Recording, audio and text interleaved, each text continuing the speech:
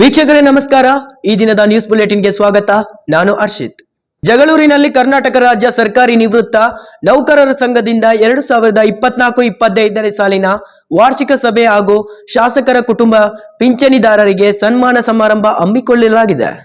ಪಟ್ಟಣದ ಗುರುಭವನದಲ್ಲಿ ಆಗಸ್ಟ್ 24 ಶನಿವಾರ ಕರ್ನಾಟಕ ರಾಜ್ಯ ಸರ್ಕಾರಿ ನಿವೃತ್ತ ನೌಕರರ ಸಂಘದಿಂದ 2024-25ನೇ ಸಾಲಿನ ವಾರ್ಷಿಕ ಸಭೆ ಹಾಗೂ ಶಾಸಕರು ಕುಟುಂಬ ಪಿಂಚಣಿದಾರರಿಗೆ ಸನ್ಮಾನ ಸಮಾರಂಭ ಹಮ್ಮಿಕೊಳ್ಳಲಾಗಿದೆ ಎಂದು ನಿವೃತ್ತ ನೌಕರರ ಸಂಘದ ತಾಲೂಕು ಅಧ್ಯಕ್ಷ ಎ ಪಾಲಯ್ಯ ತಿಳಿಸಿದರು. ಪಟ್ಟಣದ ಓಂಕಾರೇಶ್ವರ ಬಡಾವಣೆಯ ಪತ್ರಿಕಾ ಕಚೇರಿಯಲ್ಲಿ ಬುಧವಾರ ಸುದ್ದಿಗೋಷ್ಠಿಯಲ್ಲಿ ಮಾತನಾಡಿ, ನಿವೃತ್ತ ನೌಕರರ ಸಂಘವು ಉತ್ತಮವಾಗಿ ಬೆಳೆಯುತ್ತಿದ್ದು ಸಾಮಾಜಿಕ ಸೇವೆ ಮಾಡಲಾಗುತ್ತಿದೆ. ಕಳೆದ 1 ವರ್ಷದಿಂದ ಸಂಘದ ಎಲ್ಲಾ ಚಟುವಟಿಕೆಗಳ ಬಗ್ಗೆ ವಾರ್ಷಿಕ ಸಭೆಯಲ್ಲಿ ಹೆಚ್ಚಿನ ಸಭೆ ನಡವಳಿಕೆ ಮಂಡನೆ ಹಾಗೂ ಅನುಮೋದನೆ ಮಾಡಲಾಗುತ್ತದೆ. 75 ವರ್ಷ ಪೂರ್ಣಗೊಂಡ ನಿವೃತ್ತ ನೌಕರರಿಗೆ ಕುಟುಂಬ ಪಿಂಚಣಿದಾರರಿಗೆ ಗೌರವಿಸಲಾಗುವುದು ಎಂದು ಕಾರ್ಯಕ್ರಮವನ್ನು ಶಾಸಕ ಚಿಕ್ಕಮ್ಮನಹಟ್ಟಿ ಬಿ ದೇವೇಂದ್ರಪ್ಪ ಉದ್ಘಾಟಿಸಲಿದ್ದಾರೆ. ಸಂಘದ ತಾಲೂಕು ಅಧ್ಯಕ್ಷ ಎ ಪಾಲಯ್ಯ ಅಧ್ಯಕ್ಷತೆ ವಹಿಸಿದ್ರು. ಸಂಘದ ಉಪಾಧ್ಯಕ್ಷ ಗುರುಮೂರ್ತಿ ಹಾಗೂ ಸಂಘದ ತಾಲೂಕು ಅಧ್ಯಕ್ಷ ಸಿಬಿ ನಾಗರಾಜ್ ಸೇರಿದಂತೆ ಇನ್ನು ಅನೇಕ ಗಣ್ಯರು ಭಾಗವಹಿಸಲಿದ್ದಾರೆ ಎಂದರು. ಕಾರ್ಯಕ್ರಮಕ್ಕೆ ಎಲ್ಲ ನಿವೃತ್ತ ನೌಕರರು ಪಿಂಚಣಿದಾರರು ಹೆಚ್ಚಿನ ಸಂಖ್ಯೆಯಲ್ಲಿ ಭಾಗವಹಿಸಿ ಕಾರ್ಯಕ್ರಮ ಯಶಸ್ವಿಗೊಳಿಸಬೇಕು ಎಂದು ಮನವಿ ಮಾಡಿದರು. ಈ ಸಂದರ್ಭದಲ್ಲಿ ಕರ್ನಾಟಕ ಕಾರ್ಯನಿರತ ಸರ್ಕಾರಿ ನೌಕರರ ಸಂಘದ ಪ್ರಧಾನ ಕಾರ್ಯದರ್ಶಿ ಕೃಷ್ಣಪ್ಪ, ಉಪಾಧ್ಯಕ್ಷ ಜನಾಬ್ ನಜೀರ್ ಅಹಮದ್, ರಾಜ್ಯ ಪರಿಷತ್ ಸದಸ್ಯ ಟಿಕೆ ಮಂಜುನಾಥ್ ಸೇರಿದಂತೆ ಇನ್ನು ಅನೇಕರು ಉಪಸ್ಥಿತರಿದ್ದರು. MD Abdul Raheeb, NKS TV 4 news, Jagalur. 2024 ಶನಿವಾರ ಬೆಳಿಗ್ಗೆ 10 ಗಂಟೆಗೆ 70 ವರ್ಷ ಪೂರ್ಣಗೊಂಡ ಹಿರಿಯ 75 ವರ್ಷ ಪೂರ್ಣಗೊಂಡಂಥ ಸರ್ಕಾರಿ ನಿವೃತ್ತ ನೌಕರರು ಮತ್ತು ಕುಟುಂಬ ಪಿಂಚಣಿದಾರರಿಗೆ ಸನ್ಮಾನ ಸಮಾರಂಭವನ್ನು ಏರ್ಪಡಿಸಿದ್ದೇವೆ. ಈ ಕಾರ್ಯಕ್ರಮ ಪ್ರತಿ ವರ್ಷವೂ ಕೂಡ ವಾರ್ಷಿಕ ಸಭೆಯಾಗಿ ಕೆಲಸವನ್ನು ನಿರ್ವಹಿಸುತ್ತದೆ. ಈ ಸಂದರ್ಭದಲ್ಲಿ ನಾವು ಸಕಾಲದಲ್ಲಿ ಕುಟುಂಬ ಪಿಂಚಣಿದಾರರು ನಿವೃತ್ತ ನೌಕರರು ಕಾರ್ಯಕ್ರಮಕ್ಕೆ ಗುರುಭವನದಲ್ಲಿ ಬಂದು ಸಹಕರಿಸಬೇಕಂತ ಹೇಳಿ ಒಂದು ಸೂಚನೆ ಸರ್. ಹಿಂದೆ ನಾವು ಸರ್ಕಾರಿ ನಿವೃತ್ತ ನೌಕರರ ಭವನದ ಪಕ್ಕದ ನಿವೇಶನದಲ್ಲಿ ದೇವೇಗೌಡ ಬಡಾವಣೆಯಲ್ಲಿ ಕಾರ್ಯಕ್ರಮವನ್ನು ಆಯೋಜಿಸಿದ್ವಿ. ಕಾರಣಾಂತರಗಳಿಂದ ಮಳೆ ಪ್ರಭಾವ ಜಾಸ್ತಿ ಆಗಿದ್ದರಿಂದ ಅಲ್ಲಿ ಕಾರ್ಯಕ್ರಮ ಮಾಡಲಿಕ್ಕೆ ಆಗೋದಿಲ್ಲ ಅಂಥೇಳಿ ದಿಢೀರ್ನೆ ಗುರುಭವನಕ್ಕೆ ಕಾರ್ಯಕ್ರಮವನ್ನು ಬದಲಾವಣೆ ಮಾಡಿಕೊಂಡಿದ್ವಿ. ದಯವಿಟ್ಟು ಎಲ್ಲ ನಿವೃತ್ತ ನೌಕರರು ಕುಟುಂಬ ಪಿಂಚಣಿದಾರರು ಗುರುಭವನಕ್ಕೆ ಬಂದ್ಬಿಟ್ಟು ಹೆಚ್ಚಿನ ಸಂಖ್ಯೆಯಲ್ಲಿ ಕಾರ್ಯಕ್ರಮವನ್ನು ಯಶಸ್ವಿಗೊಳಿಸಲು ಕೋರ್ತೇವೆ. ಇನ್ನೊಂದು ಈ ಕಾರ್ಯಕ್ರಮದ ಉದ್ಘಾಟನೆಯನ್ನು ಸಹ 7ನೇ ವೇತನ ಆಯೋಗವನ್ನ ಜಾರಿಗೊಳಿಸಿದೆ. ನಾವು ಈ ಮೂಲಕ ನಮ್ಮ ಸಂಘದ ಪರವಾಗಿ ಮೇಲಾಗಿ ನಮ್ಮ ಶಾಸಕರು ಸಹ ನಮ್ಮ ವೇತನ ಆಯೋಗಕ್ಕೆ ಅವರು ಸಹ ಕೈ ಬಲಪಡಿಸಿದ್ದಾರೆ. ಅವರಿಗೂ ಸಹ ನಾವು ಸಂಘದ ಪರವಾಗಿ ಪೂರ್ವಕವಾಗಿರ್ತಕ್ಕಂಥ ಅಭಿನಂದನೆಗಳನ್ನು ಸಲ್ಲಿಸಲಿಕ್ಕೆ ನಾವು ಇಷ್ಟಪಡ್ತೀವಿ. ನನಗೇನು ಜಗಳೂರಿನಲ್ಲಿ ದಲಿತ ಯುವಕನನ್ನು ಜಾತಿ ನಿಂದನೆ ಮಾಡಿ ಹತ್ಯೆಗೈದಿರುವ ಆರೋಪಿಯನ್ನು ಗಲ್ಲಿಗೇರಿಸುವಂತೆ ಒತ್ತಾಯಿಸಿ ದಲಿತ ಸಂಘರ್ಷ ಸಮಿತಿ ವತಿಯಿಂದ ಪ್ರತಿಭಟನೆ ನಡೆಸಿದರು. ದಲಿತ ಯುವಕನನ್ನ ಜಾತಿ ನಿಂದನೆ ಮಾಡಿ ಹತ್ಯೆಗೈದಿರುವ ಆರೋಪಿಗಳನ್ನು ಗಲ್ಲಿಗೇರಿಸುವಂತೆ ಒತ್ತಾಯಿಸಿ ದಾವಣಗೆರೆ ಜಿಲ್ಲೆಯ ಜಗಳೂರು ಪಟ್ಟಣದ ತಾಲೂಕು ಕಚೇರಿ ಆವರಣದಲ್ಲಿ ಕರ್ನಾಟಕ ದಲಿತ ಸಂಘರ್ಷ ಸಮಿತಿ ವತಿಯಿಂದ ಪ್ರತಿಭಟನೆ ನಡೆಸಿದರು. ಇದೇ ವೇಳೆ ಪ್ರತಿಭಟನಾಕಾರರು ತಾಲೂಕು ಕಚೇರಿ ಎದುರು ಜಮಾಯಿಸಿ ಗ್ರೇಡ್ 2 ತಹಸೀಲ್ದಾರ್ ಮಂಜುನಾಥ್ ನಂದನ್ ರವರ ಮೂಲಕ ಮುಖ್ಯಮಂತ್ರಿಗಳಿಗೆ ಮನವಿ ಸಲ್ಲಿಸಿದರು. ಕೊಪ್ಪಳ ಜಿಲ್ಲೆ ಯಲಬುರ್ಗಾ ತಾಲೂಕು ಸಂಗನಾಳ ಗ್ರಾಮದಲ್ಲಿ ನಡೆದಿರುವ ದಲಿತ ಯುವಕನ ಹತ್ಯೆಯು ಇಡೀ ರಾಜ್ಯವೇ ಬೆಚ್ಚಿ ಬೀಳುವಂತಹ ಘಟನೆಯಾಗಿದ್ದು, ಯಲಬುರ್ಗಾ ತಾಲೂಕು ಸಂಗನಾಳ ಗ್ರಾಮದ 23 ವರ್ಷದ ಯಮನೂರಪ್ಪ ಈರಪ್ಪ ಬಂಡಿಹಾಳ್ ಎಂಬ ಪರಿಶಿಷ್ಟ ಜಾತಿ ಮಾದಿಗ ಸಮುದಾಯಕ್ಕೆ ಸೇರಿದ ಯುವಕನು ಆಗಸ್ಟ್ 17ರಂದು ಅದೇ ಗ್ರಾಮದ ಮುದುಕಪ್ಪ ಅಂತಪ್ಪ ಹಡಪದಿ ಎಂಬುವ ಕ್ಷೌರದ ಅಂಗಡಿಗೆ ಹೇರ್ ಕಟಿಂಗ್ ಮಾಡಿಸಲು ಹೋಗಿದ್ದು, ಆಗ ಮುದುಕಪ್ಪ ಅಂತಪ್ಪ ಹಡಪದಿ ಎಂಬುವನು ದಲಿತ ಯುವಕ ಯಮನೂರಪ್ಪನಿಗೆ ಕೀಳು ಜಾತಿಯವನು ನಿನ್ನ ಜಾತಿಯವರಿಗೆ ನಾನು ಕಟಿಂಗ್ ಮಾಡೋದಿಲ್ಲ ಎಂದು ಹೇಳಿದ್ದಾನೆ. ಆಗ ದಲಿತ ಯುವಕ ಪ್ರಶ್ನಿಸಿದ್ದಕ್ಕೆ ಮಾತಿಗೆ ಮಾತು ಬೆಳೆದು ಕ್ಷೌರಿಕ ಮುದುಕಪ್ಪನು ಅವಾಚ್ಯ ಶಬ್ದಗಳಿಂದ ಜಾತಿ ನಿಂದನೆ ಪದಗಳನ್ನ ಬಳಸಿದ್ದಲ್ಲದೆ ಕತ್ತರಿಯಿಂದ ಯಮನೂರಪ್ಪನಿಗೆ ಇರಿದು ಕೊಲೆ ಮಾಡಿದ್ದಾನೆ. ಈ ಘಟನೆಯಿಂದ ಇಡೀ ದಲಿತ ಸಮುದಾಯವೇ ಆತಂಕಕ್ಕೆ ಒಳಗಾಗಿದ್ದು, ಕಾನೂನು ಹಾಗೂ ಅಸ್ಪೃಶ್ಯತೆ ಆಚರಣೆ ನಿಷೇಧ ಕಾಯ್ದೆ ಇದ್ರೂ ಸಹ ಇಂತಹ ಮನುವಾದಿ ಮನಸ್ಥಿತಿಯ ವ್ಯಕ್ತಿಗಳು ಸಂವಿಧಾನದ ಆಶಯಗಳಿಗೆ ವಿರುದ್ಧವಾಗಿ ನಡೆದುಕೊಂಡು ಸಮಾಜದಲ್ಲಿ ಕೋಮುವಾದವನ್ನ ಬಿತ್ತುತ್ತಿರುವ ಈ ಉಗ್ರ ಮನಸ್ಥಿತಿಯ ಮುದುಕಪ್ಪ ಅಂದ ಹಡಪದ್ ಅವನಿಗೆ ಗಲ್ಲು ಶಿಕ್ಷೆ ವಿಧಿಸಬೇಕು ಹಾಗೂ ಕೊಲೆಗಾರರಾಗಿರುವ ಯಮನೂರಪ್ಪ ಈರಪ್ಪ ಬಂಡಿಹಾಳ ಕುಟುಂಬದವರಿಗೆ ಸರ್ಕಾರಿ ನೌಕರಿಯನ್ನ ನೀಡಬೇಕು ಹಾಗೂ ಜಾತಿ ನಿಂದನೆ ಕಾಯ್ದೆ ಅಡಿ ಬರುವ ಪರಿಹಾರ ಮೊತ್ತವನ್ನು ಸುಮಾರು 25 ಲಕ್ಷ ರೂಪಾಯಿಗಳವರೆಗೂ ಹೆಚ್ಚಿಸಬೇಕು ಹಾಗೂ 4 ಎಕರೆ ಕೃಷಿ ಭೂಮಿಯನ್ನ ಅಮ್ನೂರಪ್ಪನ ಕುಟುಂಬಕ್ಕೆ ನೀಡಬೇಕು. ಇನ್ನು ಮುಂದೆ ರಾಜ್ಯದಲ್ಲಿ ಇಂತಹ ಅಸ್ಪೃಶ್ಯತ ಆಚರಣೆಗಳು ನಡೆಯದಂತೆ ಅಟ್ರಾಸಿಟಿ ಕಾಯ್ದೆಗಳನ್ನು ಬಳಸಿಕೊಳ್ಳಬೇಕು ಹಾಗೂ ಸಂಪೂರ್ಣ ಪ್ರಮಾಣದಲ್ಲಿ ಜಾರಿಗೊಳಿಸಬೇಕು. ಅಧಿಕಾರಿಗಳಿಗೆ ಸೂಕ್ತ ಕಟ್ಟುನಿಟ್ಟಿನ ಮಾರ್ಗದರ್ಶನ ನೀಡಬೇಕು. ಯಮ್ನೂರಪ್ಪನ ಕುಟುಂಬಕ್ಕೆ ಸೂಕ್ತ ಭದ್ರತೆಯನ್ನು ಒದಗಿಸಿ ಸಂಗನಾಳ ಗ್ರಾಮ ಮತ್ತು ರಾಜ್ಯದಲ್ಲಿ ಇಂತಹ ಘಟನೆಗಳು ಮರುಕಳಿಸದಂತೆ ಕೊಲೆಯ ಆರೋಪಿಗೆ ಕಠಿಣ ಶಿಕ್ಷೆಯನ್ನು ವಿಧಿಸುವ ಮೂಲಕ ಸಂವಿಧಾನದ ಆಶೋತ್ತರಗಳನ್ನು ಎತ್ತಿ ಹಿಡಿಯಬೇಕು. ಇಲ್ಲವಾದರೆ ಮುಂದಿನ ದಿನಗಳಲ್ಲಿ ಕರ್ನಾಟಕ ದಲಿತ ಸಂಘರ್ಷ ಸಮಿತಿ ಸ್ವಾಭಿಮಾನಿ ಪ್ರೊಫೆಸರ್ ಬಿ ಕೃಷ್ಣಪ್ಪ ಸ್ಥಾಪಿತ ಬಣದ ವತಿಯಿಂದ ರಾಜ್ಯದಾದ್ಯಂತ ಉಗ್ರ ಹೋರಾಟವನ್ನು ಮಾಡಲಾಗುವುದು ಎಂದು ಸರ್ಕಾರಕ್ಕೆ ಎಚ್ಚರಿಸಿದರು. ಈ ಸಂದರ್ಭದಲ್ಲಿ ಹಿರಿಯ ದಲಿತ ಮುಖಂಡ ಗ್ಯಾಸ್ ಓಬಣ್ಣ, ಗೌರಿಪುರ ಕುಬೇರಪ್ಪ, ದಸಂಸ ತಾಲೂಕು ಸಂಚಾಲಕ ಬಿ ಸತೀಶ್, ಮಲೆಮಾಚಿಕೆರೆ ನಗರ ಘಟಕ ಅಧ್ಯಕ್ಷ ಕರಿಬಸಪ್ಪ, ಸಂಘಟನಾ ಸಂಚಾಲಕರಾದ ತೆಪ್ಪಟ್ಟ, ಸಾಗಲಗಟ್ಟೆ ಸೇರಿದಂತೆ ಇನ್ನು ಅನೇಕರು ಉಪಸ್ಥಿತರಿದ್ದರು. MD Abdul Raheeb, NKS TV 4 news, Bengaluru. ಈ ದಿನ ಕೊಪ್ಪಳ ಜಿಲ್ಲೆ ಯಲಬುರ್ಗಾ ತಾಲೂಕಿನಲ್ಲಿ ನಡೆದಿರ್ತಕ್ಕಂಥ ಒಂದು ಹೃದಯ ವಿದ್ರಾವಕ ಹಾಗೂ ಪೈಶಾಚಿಕ ಕೃತ್ಯವನ್ನು ಖಂಡಿಸಿ ಕರ್ನಾಟಕ ದಲಿತ ಸಂಘರ್ಷ ಸಮಿತಿ ಜಗಳೂರು ತಾಲೂಕು ಘಟಕದಿಂದ ಒಂದು ಸಾಂಕೇತಿಕ ಪ್ರತಿಭಟನೆ ಮಾಡ್ತಿದ್ದೀವಿ. ಆಗಸ್ಟ್ 17 ಶನಿವಾರದಂದು ಯಲಬುರ್ಗಾ ತಾಲೂಕು ಸಂಗನಾಳ ಗ್ರಾಮದಲ್ಲಿ ಒಬ್ಬ ದಲಿತ ಯುವಕನ ಬರ್ಬರ ಹತ್ಯೆಯಾಗಿದೆ. ಕ್ಷೌರ ಮಾಡಿಸಲು ಆ ಗ್ರಾಮದಲ್ಲಿರ್ತಕ್ಕಂಥ ಕ್ಷೌರದ ಅಂಗಡಿಗೆ ತಳಿರ್ತಕ್ಕಂಥ ಸಂದರ್ಭದಲ್ಲಿ ಆ ಕ್ಷೌರದ ಅಂಗಡಿ ಮಾಲೀಕನಾಗಿರ್ತಕ್ಕಂಥ ಮುದುಕಪ್ಪ ಅಂದಪ್ಪ ಅಡಪದ ಅಂತಕ್ಕಂಥ ವ್ಯಕ್ತಿ, ನೀನು ಕೆಳಜಾತಿಯವನು, ನಿನಗೆ ನಾವು ಕಟಿಂಗ್ ಮಾಡೋದಿಲ್ಲ ಅಂತಕ್ಕಂಥ ಒಂದು ಮಾತನಾಡಿದಾಗ ಆ ವ್ಯಕ್ತಿ ಪ್ರಶ್ನೆ ಮಾಡ್ತಾನೆ, ಯಾಕೆ ಮಾಡಲ್ಲ, ಇದು ನಮ್ಮ ಭಾರತ ದೇಶದಲ್ಲಿ ಪ್ರಜಾಪ್ರಭುತ್ವದಲ್ಲಿ ನೀವೆಲ್ಲ ಮಾತಾಡಬಾರ್ದು ಅನ್ನೋದಕ್ಕೆ ಪ್ರಶ್ನೆ ಮಾಡಿರ್ತಕ್ಕಂಥದ್ದನ್ನು ಖಂಡಿಸಿ ಆ ವ್ಯಕ್ತಿಯನ್ನು ಕೊಲೆ ಮಾಡ್ತಾನೆ, ಜಾತಿ ನಿಂದನೆ ಮಾಡಿ ಅವಾಚ್ಯ ಶಬ್ದಗಳಿಂದ. ಈ ಒಂದು ಘಟನೆ ಮತ್ತೆ ರಾಜ್ಯದಲ್ಲಿ ಮರುಕಳಿಸಿದಂಥ ಆ ವ್ಯಕ್ತಿಗೆ ಕಠಿಣ ಕಾನೂನು ಕ್ರಮ ಆಗಬೇಕು, ಜೊತೆಗೆ ಆ ಕುಟುಂಬಕ್ಕೆ ಸೂಕ್ತ ರಕ್ಷಣೆ ಮತ್ತು ಸರ್ಕಾರಿ ಹುದ್ದೆಯನ್ನು ನೀಡ್ತಕ್ಕಂಥದ್ದು ಹಾಗೂ ಪರಿಹಾರದ ಮೊತ್ತ ಸುಮಾರು 25 ಲಕ್ಷ ನೀಡಬೇಕನ್ನೋ ನಿಟ್ಟಿನಲ್ಲಿ ಇವತ್ತು ಒಂದು ಹೋರಾಟವನ್ನು ಕೈಗೊಂಡಿವೆ. ರಾಜ್ಯ ಸರ್ಕಾರ ಏನಾದರೂ ಈ ಘಟನೆ ಸಂಬಂಧಪಟ್ಟಂತೆ ಸರಿಯಾದ ಕಾನೂನು ಕ್ರಮ ಕೈಗೊಳ್ಳದಿದ್ದರೆ ಮುಂದಿನ ದಿನಗಳಲ್ಲಿ ದಲಿತ ಸಂಘರ್ಷ ಸಮಿತಿ ವತಿಯಿಂದ ರಾಜ್ಯಾದ್ಯಂತ ಉಗ್ರ ಹೋರಾಟವನ್ನು ನಾವು ಸಂಘಟನೆ ಅಂದ್ಕೊಳ್ತೀವಿ. ನಿಮ್ಮ ಹೆಸರು? ನನ್ನ ಹೆಸರು ಸತೀಶ್, ಜಗಳೂರು ತಾಲೂಕು DSS. ದಲಿತರನ್ನು ಕೆಳಗಿಳಿಸಿರುವ ರಾಜ್ಯ ಮತ್ತು ಕೇಂದ್ರ ಸರ್ಕಾರಕ್ಕೆ, ದಲಿತರ ಹತ್ಯೆಯನ್ನು ಕೊಡಿಸಿರುವ ರಾಜ್ಯ ಸರ್ಕಾರಕ್ಕೆ ಬೇಕು ಆದೇಶಂತೆ ಆದೇಶ, ಸಂವಿಧಾನ ವಿರೋಧಿಗಳಿಗೆ, ಪ್ರಜಾಪ್ರಭುತ್ವ ವಿರೋಧಿಗಳಿಗೆ. ಚಳ್ಳಕೆರೆಯಲ್ಲಿ ಬೀದಿ ನಾಯಿಗಳು ಕುರಿಹಟ್ಟಿಯಲ್ಲಿದ್ದ ಕುರಿ ಮರಿಗಳ ಮೇಲೆ ದಾಳಿ ಮಾಡಿರುವ ಘಟನೆ ನಡೆದಿದೆ. ಬೀದಿ ನಾಯಿಗಳ ಕುರಿಹಟ್ಟಿಯಲ್ಲಿದ್ದ ಕುರಿ ಮರಿಗಳ ಮೇಲೆ ದಾಳಿ ಮಾಡಿರುವ ಘಟನೆ ನಡೆದಿದೆ. ಚಳ್ಳಕೆರೆ ತಾಲೂಕಿನ ಗೋಪನಹಳ್ಳಿ ಗ್ರಾಮದ ಜಿಪಿ ರಂಗಯ್ಯ ಬಡಾವಣೆಯಲ್ಲಿ ಕುರಿ ಹಾಗೂ ಎಮ್ಮೆ ಮೇಲೆ ದಾಳಿ ಮಾಡಿ ಇನ್ನು 1 ತಿಂಗಳು ಕಳೆದಿಲ್ಲ. ಮತ್ತೆ ಅದೇ ಬಡಾವಣೆಯಲ್ಲಿ ಕುರಿಹಟ್ಟಿಯಲ್ಲಿದ್ದ ಮಾರಣ್ಣ ಇವರಿಗೆ ಸೇರಿದ 8 ಕುರಿಮರಿಗಳ ಮೇಲೆ ಗುರುವಾರ ಬೆಳಗ್ಗೆ 11 ಗಂಟೆಯ ಸುಮಾರಿನಲ್ಲಿ ದಾಳಿ ಮಾಡಿರುವುದು ಕುರಿ ಸಾಗಾಣಿಕೆದಾರ ಮಾರಣ್ಣನಿಗೆ ಬರ ಸಿಡಿಲು ಪಡೆದಂತಾಗಿದೆ. ಕುರಿ ಸಾಗಾಣಿಕೆದಾರರು ಮೇಯಿಸಲು ಹೋದಾಗ ನರಿ, ತೋಳ ಹಾಗೂ ಚಿರತೆ ದಾಳಿ ಮಾಡುತ್ತಿದ್ದು ನೋಡುತ್ತಿದ್ದೇವೆ. ಆದರೆ ಈಗ ಅವುಗಳ ಕಾಟ ತಪ್ಪಿದ್ದು ಹಗಲಿನಲ್ಲಿ ಊರಿದ ಬದಿಗೆ ಕುರಿ ಎಬ್ಬೆಗಳ ಮೇಲೆ ಬೀದಿ ನಾಯಿಗಳ ಹುಚ್ಚಾಟ, ಚಿನ್ನಾಟಕ್ಕೆ ಹಟ್ಟಿಯಲ್ಲಿದ್ದ ಕುರಿ ಮರಿಗಳನ್ನ ನಾಯಿಗಳು ದಾಳಿ ನಡೆಸಿ ಬಲಿ ತೆಗೆದುಕೊಳ್ಳುತ್ತಿರುವ ಪ್ರಕರಣಗಳು ಕುರಿ ಸಾಕಾಣಿಕೆದಾರರು ಆತಂಕಗೊಂಡಿದ್ದಾರೆ. ಸಂಬಂಧಪಟ್ಟ ಅಧಿಕಾರಿಗಳು ಮಾತ್ರ ಬೀದಿ ನಾಯಿಗಳ ಕಡಿವಾಣ ಹಾಕಲು ಮುಂದಾಗುತ್ತಿಲ್ಲ. ಈಗಲಾದರೂ ಸಂಬಂಧಪಟ್ಟ ಅಧಿಕಾರಿಗಳು ಬೀದಿ ನಾಯಿಗಳಿಗೆ ಕಡಿವಾಣ ಹಾಕಬೇಕು. ನಾಯಿ ದಾಳಿಗೆ ಸಿಲುಕಿ ಮೃತಪಟ್ಟ ಕುರಿಗಳಿಗೆ ಪರಿಹಾರ ಕೊಡಿಸುವ ಮೂಲಕ ಕುರಿ ಸಾಗಾಣಿಕೆದಾರರ ನೆರವಿಗೆ ಸರ್ಕಾರ ಬರುವುದೇ ಎಂಬುದನ್ನು ಕಾದು ನೋಡಬೇಕಿದೆ. Mounesh Achar, NKS TV 4 news, Challakere. ಗಜೇಂದ್ರಗಡದ ದಿಂಡೂರು ಗ್ರಾಮದಲ್ಲಿ ವಲಯ ಮಟ್ಟದ ಕಬಡ್ಡಿ ಪಂದ್ಯಾವಳಿ ನೆರವೇರಿಸಲಾಯಿತು.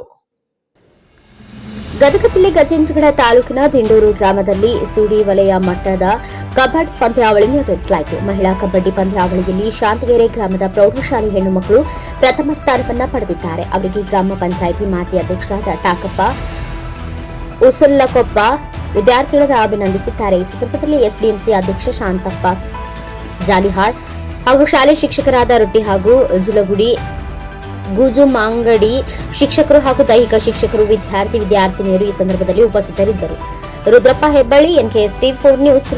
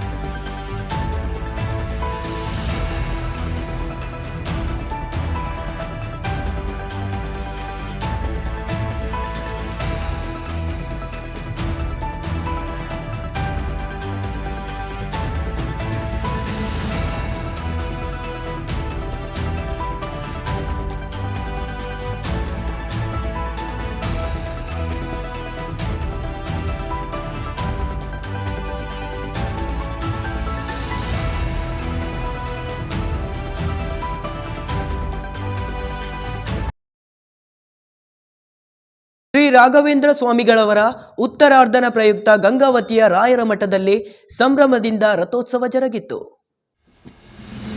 ಗಂಗಾವತಿ ನಗರದ ರಾಘವೇಂದ್ರ ಸ್ವಾಮಿಗಳವರ ಮಠದಲ್ಲಿ ಉತ್ತರಾರಾಧನೆ ಇಂದಿಗೆ ಸೆರೆಯಾಗಿ 353 ವರ್ಷಗಳ ಹಿಂದೆ ಶ್ರೀ ಗುರು ರಾಯರ ವೃಂದಾವನವನ್ನ ಪ್ರವೇಶ ಮಾಡಿದ ಮರುದಿನ ಪವಿತ್ರವಾದ ಶುಭ ದಿನ. ಆದರೂ ಇಂದು ಶ್ರೀ ರಾಘವೇಂದ್ರ ಸ್ವಾಮಿಗಳವರ ಉತ್ತರಾರಾಧನಾ ಪ್ರಯುಕ್ತ ಗಂಗಾವತಿಯ ರಾಯರ ಮಠದಲ್ಲಿ ಸಂಭ್ರಮದಿಂದ ರಥೋತ್ಸವ ಜರುಗಿತು. ದೇವಸ್ಥಾನದ ಆವರಣದಿಂದ ಹೊರಟ ರಥೋತ್ಸವ ಶ್ರೀನಗರ ದೇವಸ್ಥಾನದವರೆಗೂ ಆಗಮಿಸಿ ಮರಳಿತು. ಈ ಸಂದರ್ಭದಲ್ಲಿ ಬ್ಯಾಂಡ್ ಭಜಂತ್ರಿ, ವೈಭವ ಭಜನೆ, ಮಂತ್ರ ಘೋಷ ಸೇರಿದಂತೆ ಅಪಾರ ಭಕ್ತಾದಿಗಳು ಪಾಲ್ಗೊಂಡಿದ್ದರು. ಭಕ್ತಾದಿಗಳು ಹುತ್ತತ್ತಿ ನಾಣ್ಯಗಳನ್ನು ಅರ್ಪಿಸಿ ಧನ್ಯರಾದರು. ಇದಕ್ಕೂ ಮುಂಚೆ ಎಚ್.ಕೆ. ಗೋಪಾಲಕೃಷ್ಣ ಸಂಕಲ್ಪವನ್ನ ನೆರವೇರಿಸಿದರು. ಡಿವೈಎಸ್ಪಿ ಸಿದ್ದನಗೌಡ ಪಾಟೀಲ, ನೀಲಕಂಠ ನಾಗಶೆಟ್ಟಿ, ವಾಸುದೇವ್ ನವಲಿ, ರಾಮಕೃಷ್ಣ ಜಾಗೀರ್ದಾರ್, ವ್ಯವಸ್ಥಾಪಕ ಗುರುರಾಜ್ ಆಚಾರ್, ನಾಗರಾಜ್ ಜೋಶಿ ಸೇರಿದಂತೆ ಇತರರು ಉಪಸ್ಥಿತರಿದ್ದರು.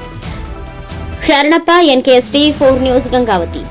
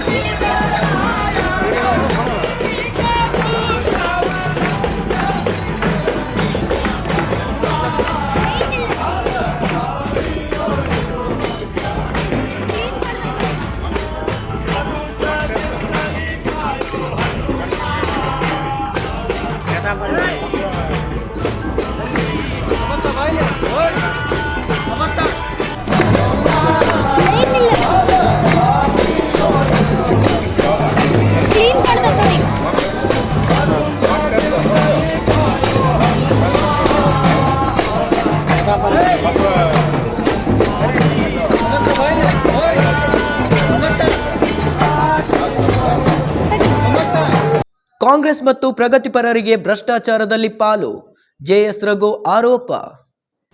ಕಾಂಗ್ರೆಸ್ ಮತ್ತು ಪ್ರಗತಿಪರರಿಗೆ ಭ್ರಷ್ಟಾಚಾರದಲ್ಲಿ ಪಾಲು, ಜೆಎಸ್ ರಘು. ಸಂವಿಧಾನದ ಹೆಸರಿನಲ್ಲಿ ರಾಜ್ಯಪಾಲರ ವಿರುದ್ಧ ಕಾಂಗ್ರೆಸ್ ಮತ್ತು ಪ್ರಗತಿಪರರು ಪ್ರತಿಭಟನೆ, ತಮ್ಮ ಪಾಲಿಗಾಗಿ ಭ್ರಷ್ಟಾಚಾರ ಬೆಂಬಲಿಸುತ್ತಿರುವುದನ್ನು ನಾಡಿನ ಜನತೆಗೆ ಹಾಗೂ ಎಸ್ಸಿ ಎಸ್ಟಿಗಳಿಗೆ ಮಾಡುತ್ತಿರುವ ದ್ರೋಹ ಎಂದು ಬಿಜೆಪಿ ಜಿಲ್ಲಾ ಕಾರ್ಯದರ್ಶಿ ಜೆಎಸ್ ರಘು ತಿಳಿಸಿ ಆರೋಪಿಸಿದ್ದಾರೆ. ಅವರು ಹೇಳಿಕೆಯಲ್ಲಿ ತಿಳಿಸಿ, ರಾಜ್ಯದಲ್ಲಿ ಕಾಂಗ್ರೆಸ್ ನೇತೃತ್ವದ ಸಿದ್ದರಾಮಯ್ಯ ಸರ್ಕಾರ ಬ್ರಹ್ಮಾಂಡ ಭ್ರಷ್ಟಾಚಾರ ಮಾಡಿದ್ದು, ಮೈಸೂರಿನ ಮೂಡ ಹಗರಣ, ವಾಲ್ಮೀಕಿ ನಿಗಮದ ಹಗರಣ, ಎಸ್ಐ ಪರಶುರಾಮ ಆತ್ಮಹತ್ಯೆ, ಅಧಿಕಾರಿಗಳ ವರ್ಗಾವಣೆ ಸೇರಿದಂತೆ ಗ್ಯಾರಂಟಿ ಹೆಸರಲ್ಲಿ ಎಸ್ಸಿ ಎಸ್ಟಿಗಳಿಗೆ ಮೀಸಲಿಟ್ಟ 24,000 ಕೋಟಿ ದುರುಪಯೋಗ ಇವೆಲ್ಲವೂ ಭ್ರಷ್ಟಾಚಾರದ ಕೂಪಕ್ಕೆ ಸೇರಿಸಿದ್ದು.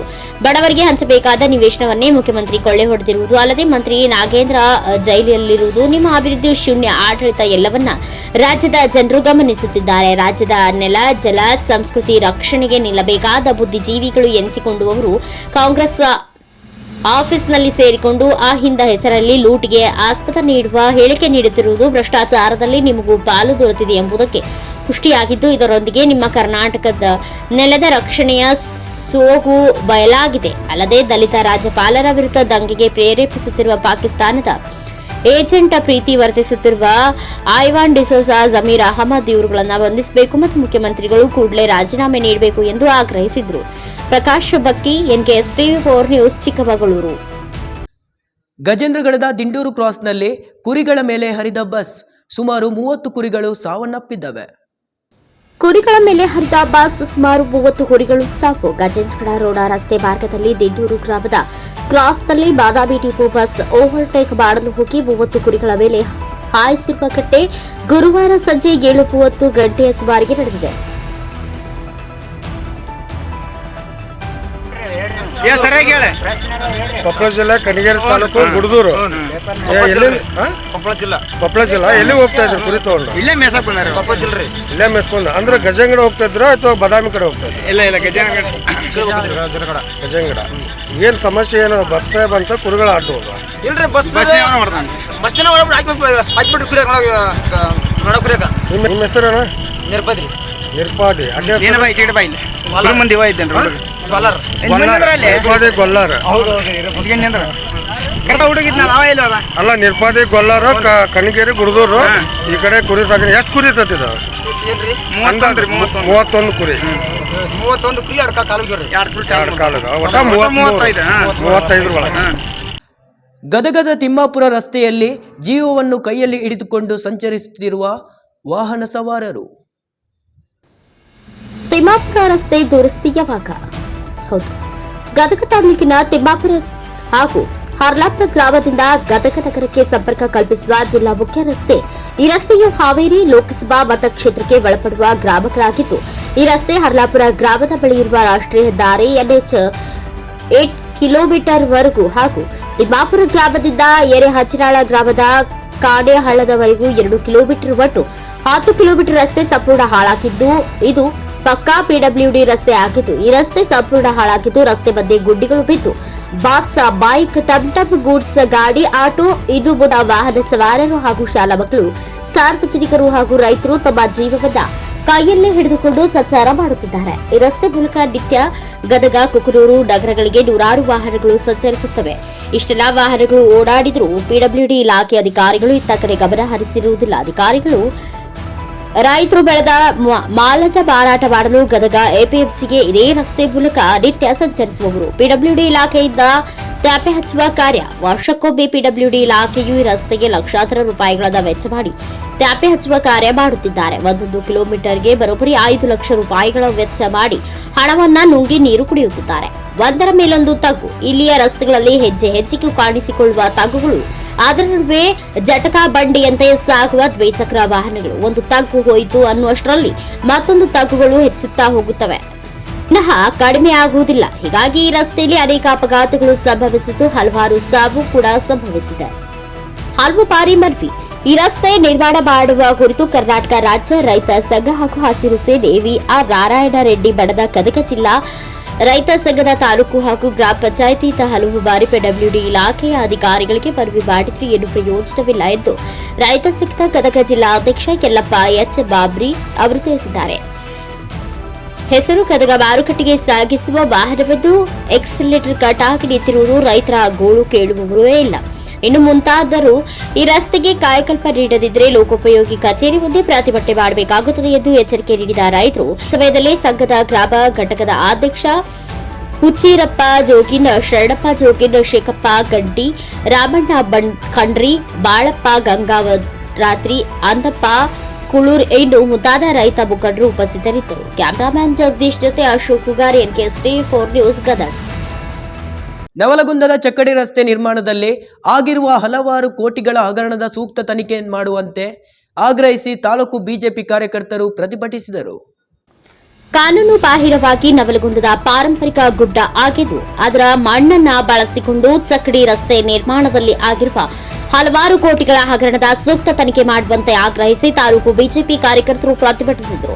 ಅವರು ಮಾಜಿ ಶಾಸಕ ಪಾಟೀಲ್ ಮುನೇನಕೊಪ್ಪ ನೇತೃತ್ವದಲ್ಲಿ ನವಲಗುಂದ ತಾಲೂಕಾ ಬಿಜೆಪಿ ಕಾರ್ಯಕರ್ತರು ನವಲಗುಂದ ರೈತ ಭವನದಿಂದ ಪ್ರತಿಭಟನೆ ಮೂಲಕ ತಹಸೀಲ್ದಾರ್ ಕಚೇರಿಗೆ ಆಗಮಿಸಿ ತಹಸೀಲ್ದಾರ್ ಸುಧೀರ್ ಸಾಹುಕಾರ್ ಮೂಲಕ ಜಿಲ್ಲಾಧಿಕಾರಿಗಳಿಗೆ ಮನವಿ ಸಲ್ಲಿಸಿದರು. ಈ ವೇಳೆ ಮಾಜಿ ಶಾಸಕ ಶಂಕರ್ ಪಾಟೀಲ್ ಮುನೇನಕೊಪ್ಪ ಮಾತನಾಡಿ, ರಾಜ್ಯದಲ್ಲಿ ಮೂಡಾ ಹಗರಣ ಹಾಗೂ ವಾಲ್ಮೀಕಿ ಹಗರಣದ ರೀತಿಯಲ್ಲಿ ನವಲಗುಂದ ಕ್ಷೇತ್ರದಲ್ಲಿ ಚಕ್ಕಡಿ ರಸ್ತೆಗಳ ಹಗರಣ ನಡೆದಿದೆ.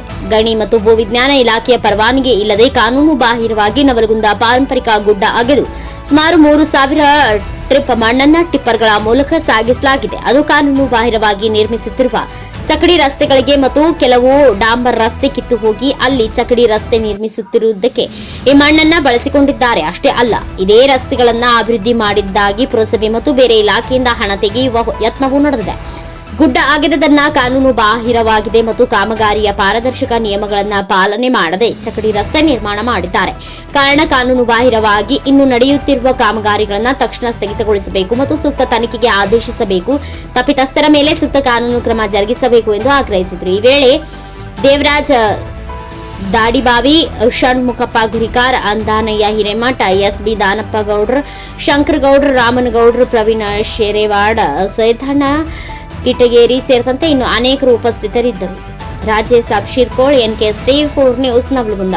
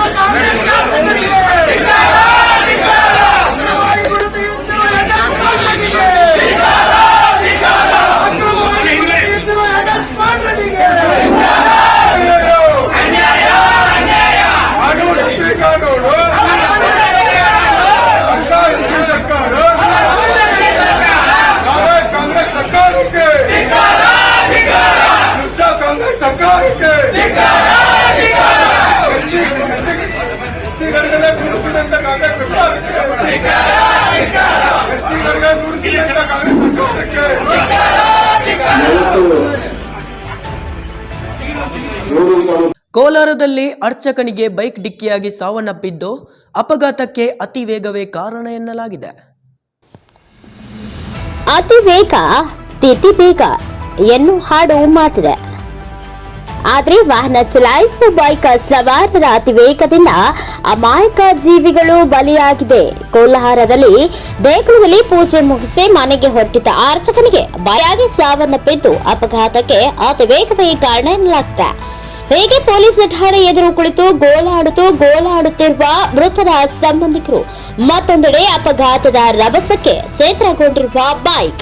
ಈ ದೃಶ್ಯಗಳು ಕಂಡು ಬಂದಿದ್ದು ಬಂಗಾರಪೇಟೆ ಪಟ್ಟಣದಲ್ಲಿ. ಹೌದು, ಕಳೆದ ರಾತ್ರಿ ಬಂಗಾರಪೇಟೆ ನಗರದ ಕಾಂಗ್ರೆಸ್ ಕಚೇರಿ ಎದುರು ಹೋಗುತ್ತಿದ್ದ ಗೋಪಾಲ್ ಎನ್ನುವವರಿಗೆ ಬೈಕ್ ಡಿಕ್ಕಿಯಾಗಿ ತೀವ್ರವಾಗಿ ಗಾಯಗೊಂಡು ಬಳಿಕ ಚಿಕಿತ್ಸೆ ಫಲಕಾರಿಯಾಗದೆ ಸಾವನ್ನಪ್ಪಿದ್ದಾರೆ.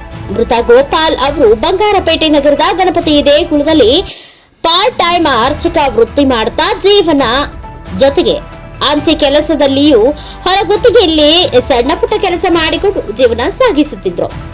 ನಿನ್ನೆ ರಾತ್ರಿ ಗಣಪತಿ ದೇಗುಲದಲ್ಲಿ ಪೂಜೆ ಮುಗಿಸಿ ದೇವಾಲಯಕ್ಕೆ ಬೇಗ ಹಾಕಿ ಅಲ್ಲಿಂದ ತೆರಳಿ ಮರಳಿ ಮತ್ತೊಮ್ಮೆ ದೇಗುಲದ ಬೇಗ ಹಾಕಿರುವ ಮಾಹಿತಿ ಖಚಿತಪಡಿಸಿಕೊಂಡು ಕಾರೋನೇಷನ್ ರಸ್ತೆಯಲ್ಲಿರೋ ತಮ್ಮ ಮನೆಗೆ ಪ್ರಯಾಣ ಬೆಳೆಸಿದ್ದಾರೆ. ಆದರೆ ಕಾಂಗ್ರೆಸ್ ಕಚೇರಿ ಎದುರು ಕಾಲ್ನಡಿಗೆಯಲ್ಲಿ ತೆರಳುವಾಗ ವೇಗವಾಗಿ ಬಂದ ಬೈಕ್ ಒಂದು ಡಿಕ್ಕಿ ಹೊಡೆದ ಪರಿಣಾಮ ಸ್ಥಳದಲ್ಲಿಯೇ ಅರ್ಚಕ ಗೋಪಾಲ್ ಅವರು ಕುಸಿದು ಬಿದ್ದಿದ್ದಾರೆ. ಅರ್ಚಕ ಗೋಪಾಲ್ ದೇಗುಲಕ್ಕೆ ಬೀಗ ಹಾಕಿ ತೆರಳುವ ಸಿಸಿಟಿವಿ ದೃಶ್ಯಗಳು ಸೆರೆಯಾಗಿದ್ದು, ಸರ್ಕಾರಿ ಬಸ್ ಚಲಿಸಿದ ಕೆಲ ಹೊತ್ತಲ್ಲೇ ತೆರಳಿದ ಬೈಕ್ ಸ್ಪೀಡ್ ಆಗಿ ತೆರಳಿದ ದೃಶ್ಯಗಳು ಸಿಸಿಟಿವಿಯಲ್ಲಿ ಸೆರೆಯಾಗಿದೆ. ಅಪಘಾತದ ನಂತರ ಕೂಡಲೇ ಬಂಗಾರಪೇಟೆ ಸರ್ಕಾರಿ ಆಸ್ಪತ್ರೆಗೆ ರವಾನಿಸಿ ಅಲ್ಲಿಂದ ಹೆಚ್ಚಿನ ಚಿಕಿತ್ಸೆಗೆ ಕೋಲಾರ ಜಿಲ್ಲಾಸ್ಪತ್ರೆಗೆ ದಾಖಲು ಮಾಡಿದ್ದು, ತಲೆಗೆ ಗಂಭೀರವಾಗಿ ಗಾಯವಾದ ಪರಿಣಾಮ ವೈದ್ಯರು ನಿಮಾನ್ಸ್ ಆಸ್ಪತ್ರೆಗೆ ಕರೆದೊಯ್ಯುವಂತೆ ಸೂಚಿಸಿದ್ದಾರೆ. ಆದರೆ ಮಾರ್ಗ ಮಧ್ಯೆ ಗೋಪಾಲ್ ಅವರು ಸಾವನ್ನಪ್ಪಿದ್ದಾರೆ ಎಂದು ಪತ್ನಿ ಅಳಲು ತೋಡಿಕೊಂಡಿದ್ದಾರೆ. ಇನ್ನು ಅಪಘಾತ ಸಂಭವಿಸಿದ ವೇಳೆಯಲ್ಲಿ ಅತಿ ವೇಗವಾಗಿ ಬೈಕ್ ಒಂದು ಸಂಚಾರ ಮಾಡಿದ್ದ ಜೊತೆಗೆ ಅಪ್ರಾಪ್ತನು ಇಬ್ಬರು ಬೈಕ್ ಚಲಾಯಿಸುತ್ತಿದ್ದದ್ದು ಎಂದು ಹೇಳಲಾಗುತ್ತಿದೆ. ಅಪಘಾತ ನಡೆದಾಗ ಸ್ಥಳದಲ್ಲಿದ್ದವರು ಹೇಳಿರುವ ಪ್ರಕಾರ ಸುಮಾರು 16 ವರ್ಷದ ಬೈಕ್ ಚಲಾವಣೆ ಮಾಡುತ್ತಿದ್ದ ಎಂದು ಹೇಳಲಾಗುತ್ತಿದೆ. ಈ ಬಗ್ಗೆ ಬಂಗಾರಪೇಟೆ ಪೊಲೀಸ್ ಠಾಣೆಯಲ್ಲಿ ದೂರು ದಾಖಲಾಗಿದ್ದು, ಅಪಘಾತದ ರಭಸಕ್ಕೆ ಬೈಕ್ ಛಿದ್ರವಾಗಿದ್ದು, ಬೈಕ್ ಅನ್ನು ಬಂಗಾರಪೇಟೆ ಪೊಲೀಸರು ವಶಕ್ಕೆ ಪಡೆದು ತನಿಖೆ ಮುಂದುವರೆಸಿದ್ದಾರೆ. ಈ ಕುರಿತು ಮಾತನಾಡಿರುವ ಕೆಜಿಎಫ್ ಎಸ್ಪಿ ಶಾಜು ಅವರು ಅತಿ ವೇಗದಿಂದಲೇ ಅಪಘಾತ ಸಂಭವಿಸಿದೆ ಎಂದು ಶಂಕಿಸಿದ್ದು, ತನಿಖೆ ನಡೆಸಿ ಕ್ರಮ ಕೈಗೊಳ್ಳಲಾಗಿದೆ ಎಂದು ತಿಳಿಸಿದ್ದಾರೆ. ಒಟ್ನಲ್ಲಿ ಅತಿ ವೇಗವಾಗಿ ಬೈಕ್ ಚಲಾವಣೆ ಮಾಡಿದ್ದು, ಬೈಕ್ ಸವಾರನ ತಪ್ಪಾದ್ರೆ ಇನ್ನು ಅಪ್ರಾಪ್ತರಿಗೆ ಬೈಕ್ ನೀಡಿದ್ರೆ ಆಗ ಪೋಷಕರ ಮೇಲೆಯೂ ಕಾನೂನು ಕ್ರಮ ಕೈಗೊಳ್ಳುವ ಅವಕಾಶವಿದೆ. ಅದೇನೇ ಇರಲಿ, ಪೂಜೆ ಮುಗಿಸಿ ಮನೆಗೆ ಕಾಲ್ನಡಿಗೆಯಲ್ಲಿ ತೆರಳಿದ ಅರ್ಚಕನಿಗೆ ಜವರಾಯನಂತೆ ಅಪ್ಪಳಿಸಿದ ಬೈಕ್ ಅಪಘಾತದಿಂದ ಅಮಾಯಕರೊಬ್ಬರ ಪ್ರಾಣ ಪಕ್ಷಿ ಹಾರಿ ಹೋಗಿದ್ದು ಕುಟುಂಬ ಸಮೂಹ ಶೋಕ ಸಾಗರದಲ್ಲಿ ಮುಳುಗಿದೆ. ಇನ್ನಾದರೂ ಪೋಷಕರು ಅಪ್ರಾಪ್ತರಿಗೆ ಬೈಕ್ ನೀಡಿದರೆ ಯಾವುದೇ ನಿಯಮಗಳ ಪಾಲಿಸದೆ ಬೈಕ್ ಚಾಲನೆ ಮಾಡುವ ಅಪ್ರಾಪ್ತರಿಂದ ಅದೆಷ್ಟೋ ಜೀವಗಳು ಬಲಿಯಾಗುತ್ತಿದ್ದು ಈ ಸಾವಿಗೆ ಹೊಣೆ ಯಾರು ಎಂಬುದು ಕುಟುಂಬಸ್ಥರ ಪ್ರಶ್ನೆಯಾಗಿದೆ.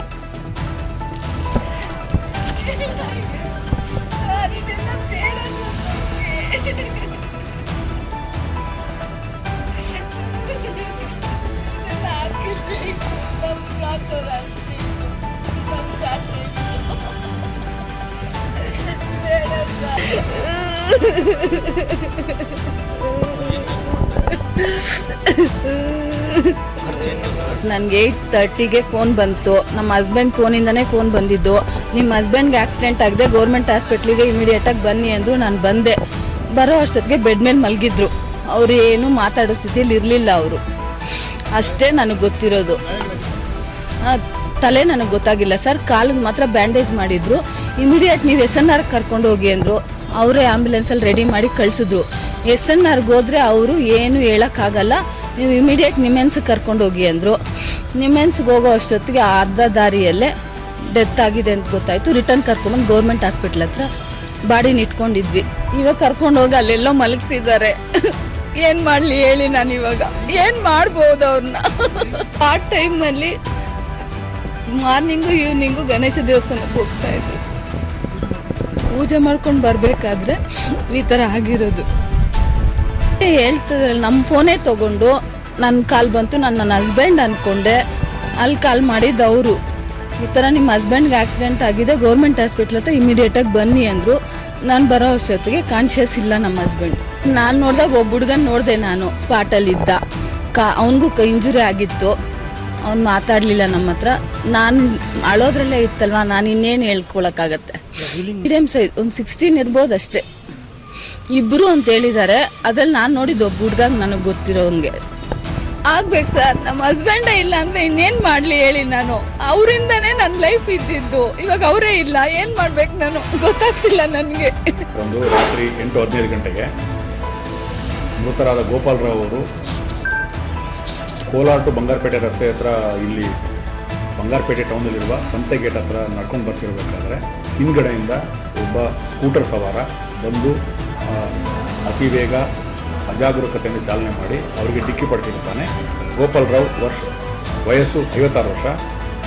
ಪ್ರಥಮವಾಗಿ ಬಂಗಾರಪೇಟೆ ಆಸ್ಪತ್ರೆಗೆ ಚಿಕಿತ್ಸೆಗೆ ದಾಖಲಾಗಿ ನಂತರ SNRನಿಂದ ಹೆಚ್ಚಿನ ಚಿಕಿತ್ಸೆಗೆ ಹೋಗ್ತಿರಬೇಕಾದ್ರೆ ಮಾರ್ಗ ಮಧ್ಯದಲ್ಲಿ ಅವರು ಮೃತರಾಗಿರ್ತಾರೆ ಅಂತ ನಮಗೆ ಈಗ ಒಂದು ಪ್ರಕರಣ ದಾಖಲು ಮಾಡ್ತಾ ಇದ್ದೀವಿ. ಇದರಲ್ಲಿ ಆರೋಪಿ ಚಾಲಕನ ವಿರುದ್ಧ ಸೂಕ್ತ ಸಾಕ್ಷ್ಯಾಧಾರವನ್ನು ಸಂಗ್ರಹಿಸಿ ಕಾನೂನು ಕ್ರಮ ಕೈಗೊಳ್ಳಬೇಕು. ಅದರ ಬಗ್ಗೆ ಕೂಲಂಕುಷವಾಗಿ ತನಿಖೆ ಮಾಡಿ ಅಲ್ಲಿ ಬರ್ತಕ್ಕಂಥ ಎಲ್ಲ ಸಾಕ್ಷಿಗಳನ್ನು, ಪ್ರತ್ಯಕ್ಷ ಸಾಕ್ಷಿಗಳನ್ನು ಮತ್ತು ಯಾವುದ್ಯಾವುದು ತಾಂತ್ರಿಕ ಸಾಕ್ಷಿಗಳು, CCTV ಏನೇನು ಬರ್ತಾ ಅದೆಲ್ಲ ನೋಡಿಕೊಂಡು ನಾವು ಮುಂದಿನ ಕ್ರಮ ಮಾಡ್ತೀವಿ. ಅಂತ ಸಾಕ್ಷಿಗಳಿಂದ ಮಾಹಿತಿ ತಗೊಂಡು ಏನು ನಮಗೆ ಸಾಕ್ಷ್ಯಾಧಾರ ಆಗುತ್ತೆ ಅದ್ರ ಪ್ರಕಾರ ಮುಂದಿನ ಕ್ರಮ ಮಾಡ್ತೀವಿ. ಈಗ ಅವ್ರ ಸಂಬಂಧಿಕರು ಈ ಕಂಪ್ಲೇಂಟ್ ಕೊಡ್ತಾ ಇದ್ದಾರೆ. ಅವ್ರು ಏನು ಕೊಡ್ತಾರೆ ಅವ್ರು ಏನು ಕೊಡುವ ಕಂಪ್ಲೇಂಟ್ ಪ್ರಕಾರ ನಾವು ದೂರನ್ನ ದಾಖಲು ಮಾಡ್ತೀವಿ. ಪ್ರಕರಣದ ಬಗ್ಗೆ ನಾನು ಹೇಳೋದೇನಪ್ಪ ಅಂತ ಹೇಳಿದರೆ, ಇದರಲ್ಲಿ ಸಾಕ್ಷ್ಯಾಧಾರಗಳನ್ನು ಸಂಗ್ರಹಿಸಿ ನಾವು ಮುಂದಿನ ಕಾನೂನು ಕ್ರಮ ಮಾಡ್ತೀವಿ. ಯಾರು ಸಹಿತ ಅತಿವೇಗ ಮತ್ತು ರ್ಯಾಶ್ ಆ್ಯಂಡ್ ನೆಗ್ಲಿಜೆಂಟ್ ಡ್ರೈವಿಂಗ್ ಮಾಡಬಾರ್ದು, ಮತ್ತು ಡೀಲಿಂಗ್ ಮಾಡೋದು ಸಹಿತ ಶಿಕ್ಷಾರ್ಹ ಅಪರಾಧ ಆಗಿದೆ. ಶಾಪುರದ ಕೃಷ್ಣಾ ನದಿಯಲ್ಲಿ ಅಪರಿಚಿತನ ಶವ ಪತ್ತೆ. ಯಾದಗಿರಿ ಜಿಲ್ಲೆ ಶಾಪುರ ತಾಲೂಕಿನ ಕೃಷ್ಣಾ ನದಿಯಲ್ಲೊಂದು ಅಪರಿಚಿತ ಶವ ಪತ್ತೆಯಾಗಿದೆ. ಅಲ್ಲಿನ ಟೊಣ್ಣೂರು ಗ್ರಾಮದ ಸಾರ್ವಜನಿಕರು ತಮ್ಮ ಹೊಲಗದ್ದೆಯಲ್ಲಿ ಕೆಲಸ ಮಾಡುತ್ತಿರುವಾಗ ಕೃಷ್ಣಾ ನದಿಯಲ್ಲಿ ಅಪರಿಚಿತ ಶವವನ್ನು ನೋಡಿ ದಂಗಾಗಿದ್ದಾರೆ. ಅಪರಿಚಿತ ಶವದ ತಲೆಯೊಂದನ್ನು ಮೊಸಳೆ ತಿಂದಿರುವುದು ವಿಪರ್ಯಾಸ. ಅಲ್ಲಿನ ಸ್ಥಳೀಯ ಪ್ರತ್ಯಕ್ಷದರ್ಶಿಗಳು ಮೊಸಳೆ ತಿಂದಿರುವುದು ಸಾರ್ವಜನಿಕರು ನೋಡಿದ್ದಾರೆ. ಸ್ಥಳೀಯರು ಕೂಡಲೇ ಶಾಪುರ ಠಾಣೆಯ ಪೊಲೀಸರಿಗೆ ತಿಳಿಸಿದ್ದಾರೆ. ಪೊಲೀಸರು ಸ್ಥಳಕ್ಕೆ ಧಾವಿಸಿ ಅಪರಿಚಿತ ಶವದ ಬಗ್ಗೆ ಪರಿಶೀಲನೆ ನಡೆಸುತ್ತಿದ್ದಾರೆ. ಶಾಪುರ ಠಾಣೆಯಲ್ಲಿ ಪ್ರಕರಣ ದಾಖಲಾಗಿದೆ. Amaresh Naik, news bureau, Yadgir. ಮುಂಡರಗಿಯ ಪುರಸಭೆ ಅಧ್ಯಕ್ಷೆಯಾಗಿ ನಿರ್ಮಲಾ ಕೊರ್ಲಹಳ್ಳಿ ಆಯ್ಕೆ. ಮುಂಡರಗಿ ಪುರಸಭೆ ಆಡಳಿತ ಮತ್ತೆ ಬಿಜೆಪಿ ಪಾಲಾಗಿದ್ದು, ನೂತನ ಅಧ್ಯಕ್ಷೆಯಾಗಿ ನಿರ್ಮಲಾ ನಾಗರಾಜ್ ಕೊರ್ಲಹಳ್ಳಿ ಹಾಗೂ ಉಪಾಧ್ಯಕ್ಷರಾಗಿ ನಾಗೇಂದ್ರ ಹುಬ್ಬಳ್ಳಿ, ಗುರುವಾರ ಆಯ್ಕೆಯಾದರು. ಸಾಮಾನ್ಯ ಮಹಿಳೆಗೆ ಮೀಸಲಾಗಿದ್ದ ಅಧ್ಯಕ್ಷ ಸ್ಥಾನಕ್ಕೆ ಬಿಜೆಪಿ ಸದಸ್ಯ ನಿರ್ಮಲಾ ಕೊರ್ಲಹಳ್ಳಿ ಹಾಗೂ ಜ್ಯೋತಿ ಹಾನ್ಗಲ್ ಇಬ್ಬರು ನಾಮಪತ್ರ ಸಲ್ಲಿಸಿದರು. ಸಾಮಾನ್ಯ ವರ್ಗಕ್ಕೆ ಮೀಸಲಾಗಿದ್ದ ಉಪಾಧ್ಯಕ್ಷ ಸ್ಥಾನಕ್ಕೆ ಬಿಜೆಪಿ ಸದಸ್ಯ ನಾಗೇಂದ್ರ ಹುಬ್ಬಳ್ಳಿ ಒಬ್ಬರೇ ನಾಮಪತ್ರ ಸಲ್ಲಿಸಿದ್ದರಿಂದ ಅವರು ಅವಿರೋಧವಾಗಿ ಆಯ್ಕೆಯಾದರು. ಪುರಸಭೆಯ ಒಟ್ಟು 23 ಸದಸ್ಯರು, ಅದರಲ್ಲಿ 22 ಸದಸ್ಯರು ಹಾಜರಿದ್ದರು, ಒಬ್ಬ ಸದಸ್ಯರು ಗೈರಾಗಿದ್ದರು. ವಿರಾಟಿ ಮತಕ್ಷೇತ್ರದ ಶಾಸಕ ಚಂದ್ರು ಲಮಾಣಿ ಭಾಗವಹಿಸಿ ಮತವನ್ನ ಚಲಾಯಿಸಿದರು. ಈ ಸಂದರ್ಭದಲ್ಲಿ ಉಪಾಧ್ಯಕ್ಷ ನಾಗೇಂದ್ರ ಹುಬ್ಬಳ್ಳಿ ಮಾತನಾಡಿ, ಎಲ್ಲ ಸದಸ್ಯರನ್ನ ವಿಶ್ವಾಸಕ್ಕೆ ತೆಗೆದುಕೊಂಡು ಶಾಸಕರು ಹಿರಿಯರೊಂದಿಗೆ ಸೇರಿ ಸರ್ಕಾರದಿಂದ ಹೆಚ್ಚು ಅನುದಾನ ತಂದು ಪಟ್ಟಣದ ಎಲ್ಲ ವಾರ್ಡ್ಗಳನ್ನ ಅಭಿವೃದ್ಧಿಪಡಿಸಲಾಗುತ್ತದೆ ಅಂತ ತಿಳಿಸಿದರು. ಲಿಂಗರಾಜ್ ಗೌಡ ಪಾಟೀಲ್, ಶಿವಣ್ಣ ಚಿಕ್ಕಣ್ಣವರ್, ಪ್ರಹ್ಲಾದ್ ಹೊಸ್ಮನಿ, ರಾಜಪಕ್ಷಿ ಬೆಟಗೇರಿ, ಪವನ್ ಮೆಟಿ, ದೇವಕ್ಕೆ ದಂಡಿನ, ಪ್ರಕಾಶ್ ಅಲ್ವಾಗ್ಲಿ, ನಾಗರಾಜ್ ಹೊಂಬಳಗಟ್ಟಿ, ರೈಮನ್ ಸಾಬ್, ಮಲ್ಲನ್ಕೆರೆ, ರಫೀಕ್ ಮುಲ್ಲಾ ಸೇರಿದಂತೆ ಅನೇಕರು ಉಪಸ್ಥಿತರಿದ್ದರು. Arjun Hosmani, NK64 news bureau, Mundaragi. ಚುನಾವಣೆಗೆ ಮಾನ್ಯ ದಂಡಾಧಿಕಾರಿಗಳು ಹಾಗೂ ಪುರಸಭೆ ಮುಖ್ಯಾಧಿಕಾರಿಗಳು ಬಂದು ಸುರಕ್ಷಿತವಾಗಿ ಇಲೆಕ್ಷನ್ ಪ್ರಕ್ರಿಯೆಯನ್ನು ನಡೆಸಿಕೊಟ್ಟಿದ್ದಕ್ಕಾಗಿ ಮೊದಲನೇದಾಗಿ ಅವರಿಗೆ ಅಭಿನಂದನೆ ಸಲ್ಲಿಸ್ತೇನೆ. ಯಾಕಂದರೆ ಇದು ಸ್ಥಳೀಯ ಚುನಾವಣೆ ಆಗಿರೋದ್ರಿಂದ ನಾವು 23 ಜನ ಸದಸ್ಯರು ಸೇರಿಕೊಂಡು ಊರು ಅಭಿವೃದ್ಧಿ ಮಾಡಬೇಕು, ಉತ್ತಮವಾದ ಕೆಲಸ ಕಾರ್ಯಗಳನ್ನು ನಡೆಸಿಕೊಡ್ಬೇಕನ್ನೋ ಹಿತದೃಷ್ಟಿಯಿಂದ ಶಾಸಕರ ಒಂದು ಜೊತೆಯಲ್ಲಿ ಇಲ್ಲಿ ಬಾಹ್ಯ ಬೆಂಬಲ ಪಡೆದು ಪುರಸಭೆಯ ಅಧ್ಯಕ್ಷರೇ ಆದಂಥ ಶ್ರೀಮತಿ ನಿರ್ಮಲಾ ನಾಗರಾಜ್ ಕೊರ್ಲಳ್ಳಿಯವರು ಹಾಗೂ ಉಪಾಧ್ಯಕ್ಷರಾದಂಥ ನಾನು ನಮ್ಮ 23 ಜನ ಪುರಸಭೆ ಸದಸ್ಯರ ಪರವಾಗಿ ಮುಂಡರಗಿಯ ಎಲ್ಲ ಭಾರತೀಯ ಜನತಾ ಪಾರ್ಟಿಯ ಗುರು ಹಿರಿಯರಿಗೂ, ಶಾಸಕರಿಗೂ ಹಾಗೂ ಮಂಡಲ ಅಧ್ಯಕ್ಷರಿಗೂ ನಾನು ತುಂಬ ಹೃದಯದ ಅಭಿನಂದನೆ ಸಲ್ಲಿಸ್ತೇನೆ. ಅದರ ಜೊತೆಗೆ ನಮಗೆ ಕಾಂಗ್ರೆಸ್ನವರು ಕೂಡ ಬಾಹ್ಯ ಬೆಂಬಲ ಕೊಟ್ಟಿದ್ದಾರೆ, ಅವ್ರಿಗೂ ಕೂಡ ಎಲ್ಲ ಸದಸ್ಯರು ಕೂಡ ಅಭಿನಂದನೆ ಸಲ್ಲಿಸ್ತೇನೆ. ಯಾಕೆಂದರೆ ಇದು ಸ್ಥಳೀಯ ಚುನಾವಣೆ ಆಗಿರೋದ್ರಿಂದ ನಾವು ಎಲ್ಲರನ್ನೂ ವಿಶ್ವಾಸಕ್ಕೆ ತೆಗೆದುಕೊಂಡು ಮುಂಡರಗಿ ನಗರದ ಸಮಸ್ಯೆಗಳನ್ನು ಆಲಿಸಿ ಅಭಿವೃದ್ಧಿಯತ್ತ ತೊಗೊಂಡು ಹೋಗ್ತೀವಿ ಅಂತ ಈ ಸಂದರ್ಭದಲ್ಲಿ ನಾನು ವಿಶ್ವಾಸಪೂರ್ವಕವಾಗಿ ಹೇಳ್ತಾ ಇದ್ದೇನೆ. ಯಾಕೆಂದರೆ ನಾವು ಬಂದಿರೋದೇ ಅಭಿವೃದ್ಧಿ ಮಾಡಬೇಕಂತ ಇಚ್ಛಾಶಕ್ತಿಯಿಂದ. ಅವಕಾಶ ಕೂಡಿ ಬಂದಿರಲಿಲ್ಲ, 2ನೇ ಬಾರಿ ನಮಗೆ ಅವಕಾಶ ಕೂಡಿ ಬಂದಿದೆ. ಅದಕ್ಕೋಸ್ಕರ ಈ ಚುನಾವಣೆಯಲ್ಲಿ ಪರೋಕ್ಷವಾಗಿ ಅಪರೋಕ್ಷವಾಗಿ ನಮಗೆ ಸಹಾಯ ಸಹಕಾರ ನೀಡಿದಂಥ ಎಲ್ಲ ಮುಂಡರಗಿ ನಗರ ಇಲ್ಲಿ ಪಾರ್ಟಿ ಅನ್ನೋದಕ್ಕಿಂತ ಎಲ್ಲ ಮುಖಂಡರಿಗೂ ಕೂಡ ಅಧ್ಯಕ್ಷರ ಪರವಾಗಿ ನಮ್ಮೆಲ್ಲ ಸದಸ್ಯರ ಪರವಾಗಿ ತುಂಬ ಹೃದಯದ ಅಭಿನಂದನೆ ಹೇಳ್ತೇನೆ. ನಾವು ಚುನಾವಣೆ ಆದ ನಂತರ ಎಲ್ಲ 23 ಸದಸ್ಯರನ್ನು ಒಗ್ಗೂಡಿಸಿಕೊಂಡು ಎಲ್ಲರೂ ಸಮಾನ ದೃಷ್ಟಿಯಿಂದ ಎಲ್ಲ ವಾರ್ಡ್ ಅಭಿವೃದ್ಧಿಗೋಸ್ಕರ ಶ್ರಮಿಸ್ತೇವೆ.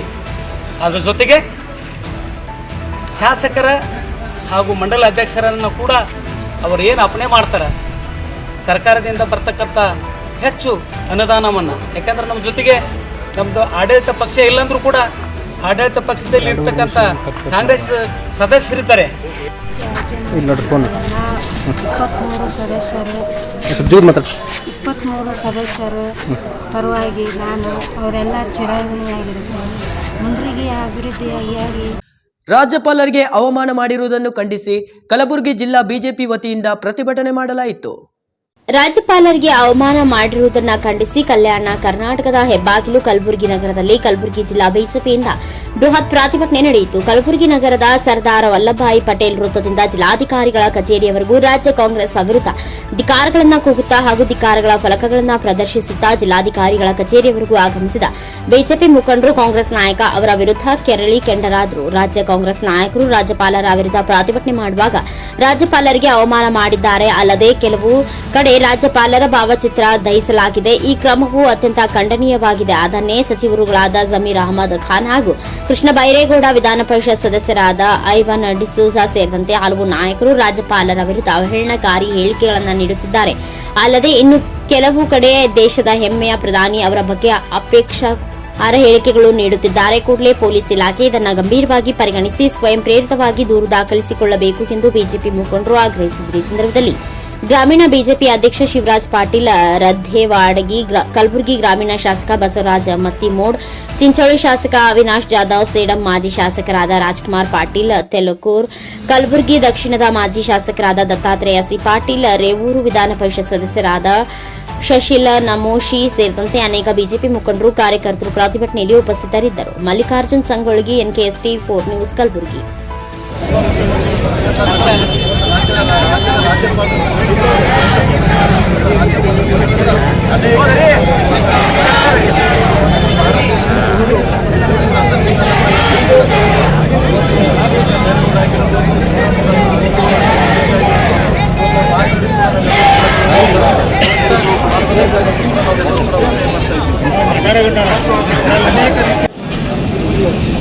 ಮಾನ್ಯ ರಾಜ್ಯಪಾಲರಾದಂಥ ತಾವರ್ಚಂದ್ ಗೆಹ್ಲೋಟ್ ಸಾಹೇಬರು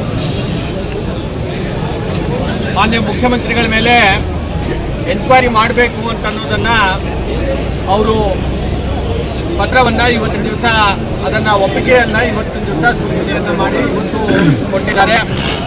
ಆ ಒಂದು ಇನ್ವೆಸ್ಟಿಗೇಷನ್ ಮಾಡೋಕ್ಕೆ ಮುಖ್ಯಮಂತ್ರಿಗಳು ಇದನ್ನು ಇನ್ವೆಸ್ಟಿಗೇಷನ್ಗೆ ಸಹಕಾರವನ್ನು ಕೋರಿ ನಾನು ಯಾವುದೇ ರೀತಿಯಿಂದ ಇದರಲ್ಲಿ ಭ್ರಷ್ಟಾಚಾರ ನಡೆದಿಲ್ಲ ಅಂತ ಹೇಳಿ ಅವರು ಮುಂದೆ ಬಂದು ರಾಜೀನಾಮೆಯನ್ನು ಕೊಟ್ಟು ಇವತ್ತು ಅದಕ್ಕೆ ಸಹಕಾರವನ್ನು ಕೊಡಬೇಕಾಗಿತ್ತು. ಆದರೆ ಕಾಂಗ್ರೆಸ್ನವ್ರಿಗೆ ಏನಾಗ್ಬಿಟ್ಟಿದೆ ಅಂತಂದರೆ ಅವರಿಗೆ ಅಧಿಕಾರನೇ ಬಹಳ ಮುಖ್ಯ ಆಗಿದೆ. ಇದನ್ನು ಖಂಡಿಸಿ ಈಗಾಗಲೇ ನಮ್ಮೆಲ್ಲ ನಾಯಕರು ಬಹಳ ವಿವರವಾಗಿ ಇವತ್ತಿನ ಈ ಹೋರಾಟದ ಬಗ್ಗೆ ಮಾತನಾಡಿದ್ದಾರೆ. ನಾವು ಕಾಂಗ್ರೆಸ್ ಸರ್ಕಾರದ ರಾಜ್ಯದಲ್ಲಿ ನಡೀತಾ ಇರುವಂತಹ ಭ್ರಷ್ಟಾಚಾರದ ವಿರುದ್ಧ ಮತ್ತು ಈ ಒಂದು ಮುಖ್ಯಮಂತ್ರಿಗಳು ಇವತ್ತೇನು ರಾಜೀನಾಮೆಯನ್ನು ನೀಡಬೇಕಾಗಿತ್ತು ಅದನ್ನು ಮಾಡಬೇಕು ಅಂತ ಹೇಳಿ ಇವತ್ತು ನಾವೆಲ್ಲರೂ ಸೇರಿ ಇವತ್ತು ಹೋರಾಟವನ್ನು ಮಾಡ್ತಾ ಇದ್ದೇವೆ. ಮತ್ತೊಮ್ಮೆ ಈ ಹೋರಾಟದ ಮುಖಾಂತರ ಇವತ್ತು ಕಾಂಗ್ರೆಸ್ ಸರ್ಕಾರಕ್ಕೆ ಇವತ್ತು ಎಚ್ಚರಿಕೆಯನ್ನ ಕೊಡುವಂತ ಕೆಲಸ ಇವತ್ತಿನ ದಿವಸ ಆಗಿದೆ ಅಂತ ಹೇಳಿ ಈ ಸಂದರ್ಭದಲ್ಲಿ ಹೇಳಿ ನನ್ನ ಮಾತುಗಳನ್ನು ಮುಗಿಸ್ತೇನೆ. ಧನ್ಯವಾದಗಳು.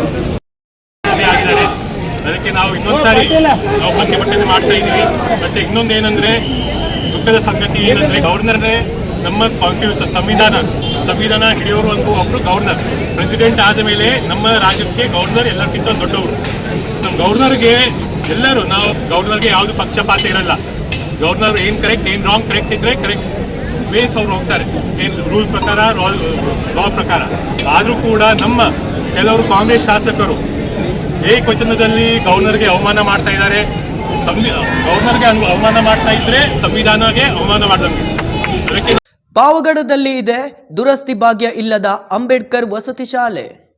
ದುರಸ್ತಿ ಭಾಗ್ಯ ಇಲ್ಲದ ಅಂಬೇಡ್ಕರ್ ವಸತಿ ಶಾಲೆ. ಹಲವು ತಿಂಗಳುಗಳಿಂದ ಶಾಲೆಯ ಚಾವಣಿ ಶಿಥಿಲ, ವಸತಿ ಶಾಲೆ ಕೋಣೆಗಳ ಗೋಡೆ ಬಿರುಕು, ಈಗಲೂ ಆಗಲೂ ಬೀಳುವ ಹಂತದಲ್ಲಿರುವ ಮೇಲ್ಚಾವಣಿ. ಪಾವಗಡ ಪಟ್ಟಣದ ಚಳಕೆರೆ ರಸ್ತೆಯಲ್ಲಿರುವ ಅಂಬೇಡ್ಕರ್ ವಸತಿ ಶಾಲೆಯಲ್ಲಿ ಘಟನೆ. ಪರಿಶಿಷ್ಟ ಪಂಗಡ ಸಮಾಜ ಕಲ್ಯಾಣ ಇಲಾಖೆಯಿಂದ ವ್ಯಾಪ್ತಿಯ ವಸತಿ ಶಾಲೆ. ಈ ವಸತಿ ಶಾಲೆಯಲ್ಲಿ 125 ವಿದ್ಯಾರ್ಥಿಗಳು ವಿದ್ಯಾಭ್ಯಾಸ. ಶಾಲೆಯ ಮುಂಭಾಗ ಮತ್ತು ವಸತಿ ನಿಲಯದಲ್ಲಿ ಮೇಲ್ಛಾವಣಿಯ ಪೆಚ್ಚುಗಳು ಬೀಳುವ ಹಂತ. 2005ರಲ್ಲಿ ನಿರ್ಮಾಣವಾದ ಅಂಬೇಡ್ಕರ್ ವಸತಿ ಶಾಲೆ 12 ಕೋಣೆಗಳ ಪೈಕಿ 10 ಕೋಣೆಗಳು ಶಿಥಿಲ. ಈ ಕೂಡಲೇ ಸಂಬಂಧಪಟ್ಟ ಅಧಿಕಾರಿಗಳು ಶಾಲೆಯನ್ನು ದುರಸ್ತಿಗೊಳಿಸಬೇಕು. ಶಾಲೆಯ ದುರಸ್ತಿ ಬೇಗ ಅಧಿಕಾರಿಗಳಿಗೆ ಮಾಹಿತಿ ನೀಡಬೇಕಾಗಿದೆ. ಮುಖ್ಯ ಶಿಕ್ಷಕ ಸುದರ್ಶನ್. ಅಧಿಕಾರಿಗಳು ಕೂಡಲೇ ವಸತಿ ಶಾಲೆಯನ್ನು ದುರಸ್ತಿ ನಡೆಸಿದರೆ ಸುರಕ್ಷಿತವಾಗಿ ವಿದ್ಯಾರ್ಥಿಗಳು ಪಾಠ ಕೇಳಲು ಅನುಕೂಲ. Anil Yadav, NKST 4 news, Pavagada. ನಮ್ಮ ಹೆಸರು ಸುದರ್ಶನ್ ಸರ್. ಇಲ್ಲಿ ಮುಖ್ಯ ಶಿಕ್ಷಕರು ಮತ್ತು ನಿಲಯ ಪಾಲಕರಾಗಿ ಕರ್ತವ್ಯ ನಿರ್ವಹಿಸ್ತಾ ಇದ್ದೀವಿ sir. Sir Bharat Ratna doctor BR Ambedkar ವಸತಿ ಶಾಲೆ ಸರ್. ಸರ್ ಈಗ ಏನು ಈ ಬಿಲ್ಡಿಂಗು ಕುಸಿಯುವಂಥ ಸ್ಥಿತಿಯಲ್ಲಿದೆ, ಇದು ಎಷ್ಟು ದಿವಸದಿಂದ ಈ ರೀತಿ ಇದೆ? ಇದು ಮೇಲಧಿಕಾರಿ ಗಮನಕ್ಕೆ ಏನಾದ್ರು ತಂದಿದ್ರೆ ಹೇಗೆ? ಸೊ ಇದು ಕಟ್ಟಡದ ಮೇಲ್ಛಾವಣಿ 1.5 ತಿಂಗಳ ಮುಂಚೆ ಈ ಥರ ಬಿರುಕು ಬಿಟ್ಟು ಸ್ವಲ್ಪ ಕ್ರ್ಯಾಕ್ ಬಂದು ಉದುರಿತ್ತು ಅಲ್ಲಲ್ಲಿ ಪಾಯಿಂಟ್ಸು. ಅದನ್ನು ನಮ್ಮ AD ಅವ್ರಿಗೆ ಮುಖಾಂತರ JD ಅವರಿಗೆ ಒಂದು ರಿಕ್ವೆಸ್ಟ್ ಕೊಟ್ಟಿದ್ದೀವಿ. ಅದು ಫಾಲೋ ಅಪ್ಪಲ್ಲಿದೆ ಸರ್. ಸಾಧ್ಯವಷ್ಟು ಶೀಘ್ರದಲ್ಲೇ ಅದನ್ನ ದುರಸ್ತಿ ಮಾಡಿಕೊಡ್ತೀವಿ ಅಂತ ಮೇಲಧಿಕಾರಿಗಳು ನಮಗೆ ತಿಳಿಸಿದ್ದಾರೆ ಸರ್. ಬರೀ ಈ ಭಾಗದಲ್ಲಿ ಮಾತ್ರ ಹೀಗಾಗಿದೆ, ಇಲ್ಲ ಒಳಗಡೆ ಇರುವಂಥ? ಒಳಗಡೆ ಚೆನ್ನಾಗಿದೆ ಸರ್, ನೀರೇನು ಸೋರ್ತಾ ಇಲ್ಲ. ಗೋಡೆಗಳ ಒಳಗೆ ಎಂಟ್ರಿ ಆಗ್ತಿದೆ ಸರ್ ನೀರು. ಕಂಡೀಷನ್ ಫುಲ್ ಏನು ಕಂಡೀಷನ್ ಚೆನ್ನಾಗಿದೆ ಸರ್, ಆ ಥರ ಸಮಸ್ಯೆ ಏನಿಲ್ಲ. ನೀರೊಂದು ಗೋಡೆ ಒಳಗೆ ಎಂಟ್ರಿ ಆಗ್ತಾಯಿದೆ, ನೀರು ಸೋರೋದು ಆ ಥರ ಏನೋ ಸ್ಥಿತಿ ಇಲ್ಲ ಸರ್ ಇದರಲ್ಲಿ. ಒಟ್ಟು ಎಷ್ಟು ಮಕ್ಕಳು? 125 ಇದೆ ಸರ್ ಟೋಟಲ್. 1ರಿಂದ 5ನೇ ತರಗತಿ ಸರ್. ಕೆಆರ್ ಪುರ ವಿಧಾನಸಭಾ ಕ್ಷೇತ್ರದ ಯುವ ಕಾಂಗ್ರೆಸ್ ಅಭ್ಯರ್ಥಿಯಾಗಿ ಭರತ್ ಯಾದವ್ ಸ್ಪರ್ಧೆ. ಕೆಆರ್ಪುರ ವಿಧಾನಸಭಾ ಕ್ಷೇತ್ರದ ಯುವ ಕಾಂಗ್ರೆಸ್ ಅಭ್ಯರ್ಥಿಯಾಗಿ ಭರತ ಯಾದವ್ ಸ್ಪರ್ಧೆ. ರಾಜ್ಯ ಯುವ ಕಾಂಗ್ರೆಸ್ ಚುನಾವಣೆ ನಡೆಯುತ್ತಿದ್ದು ಕೆಆರ್ಪುರ ವಿಧಾನಸಭಾ ಕ್ಷೇತ್ರದ ಅಭ್ಯರ್ಥಿಯಾಗಿ ಭರತ ಯಾದವ್ ಸ್ಪರ್ಧೆ ಮಾಡುತ್ತಿದ್ದು ತಮ್ಮನ್ನ ಬೆಂಬಲಿಸುವ ಮೂಲಕ ಕ್ಷೇತ್ರದ ಕಾಂಗ್ರೆಸ್ ಪಕ್ಷದ ಸಂಘಟನೆಗೆ ಸಹಕರಿಸುವಂತೆ ಯುವಕರಲ್ಲಿ ಮನವಿ ಮಾಡಿದ್ದಾರೆ. ಸುದ್ದಿಗೋಷ್ಠಿ ಮಾತನಾಡಿದ ಭರತ ಯಾದವ್ ಸುಮಾರು ವರ್ಷಗಳಿಂದ ತಮ್ಮ ಕುಟುಂಬ ಕಾಂಗ್ರೆಸ್ ಪಕ್ಷದ ಪರವಾಗಿ ಕಾರ್ಯನಿರ್ವಹಿಸಿಕೊಂಡು ಬಂದಿದ್ದು ಕ್ಷೇತ್ರದಲ್ಲಿ ಯುವಕರನ್ನ ಸಂಘಟಿಸಿ ಪಕ್ಷವನ್ನು ಮತ್ತಷ್ಟು ಬಲಿಷ್ಠಗೊಳಿಸುವ ಉದ್ದೇಶದಿಂದ ಚುನಾವಣೆಯಲ್ಲಿ ಸ್ಪರ್ಧೆ ಮಾಡಿದ್ದು ಗೆಲುವಿನ ವಿಶ್ವಾಸ ವ್ಯಕ್ತಪಡಿಸಿ ಯುವಕರು ಹೆಚ್ಚಾಗಿ ಕಾಂಗ್ರೆಸ್ ಪಕ್ಷದ ಸದಸ್ಯತ್ವ ಪಡೆದು ತಮಗೆ ಬೆಂಬಲ ಸೂಚಿಸಬೇಕು ಎಂದು ಮನವಿ ಮಾಡಿದರು. ಈ ವೇಳೆ ಮುಖಂಡರಾದ ಜಬಿಯುಲ್ಲಾ, ಮೆಹಬೂಬ್, ಮಂಜುನಾಥ್, ಗಿಪ್ಟನ್, ಸಲ್ಮಾನ್ ಸೇರಿದಂತೆ ಮತ್ತಿತರರು ಉಪಸ್ಥಿತರಿದ್ದರು.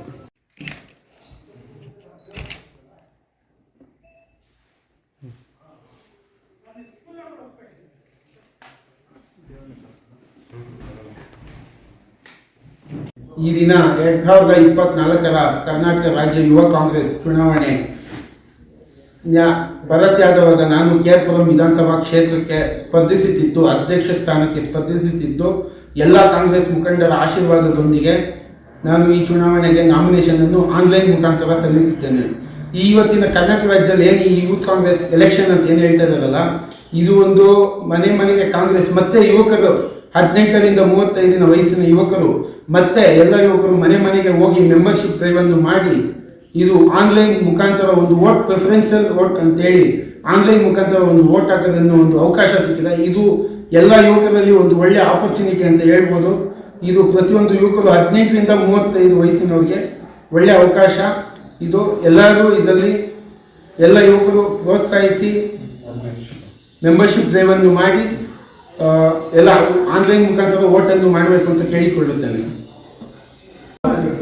ಎಲ್ಲರಿಗೂ ನಮಸ್ಕಾರ. ಕೆಆರ್ಪುರ ವಿಧಾನಸಭಾ ಕ್ಷೇತ್ರ ಉದಯನಗರ ಬ್ಲಾಕು ಮಾಜಿ ಯುವ ಕಾಂಗ್ರೆಸ್ ಅಧ್ಯಕ್ಷ ಜಬಿಯುಲ್ಲಾ ಮಾತಾಡ್ತಿದ್ದೀನಿ. ಏನು 2024 ಯುವ ಕಾಂಗ್ರೆಸ್ ಚುನಾವಣೆ ಅನೌನ್ಸ್ ಆಗಿದೆ.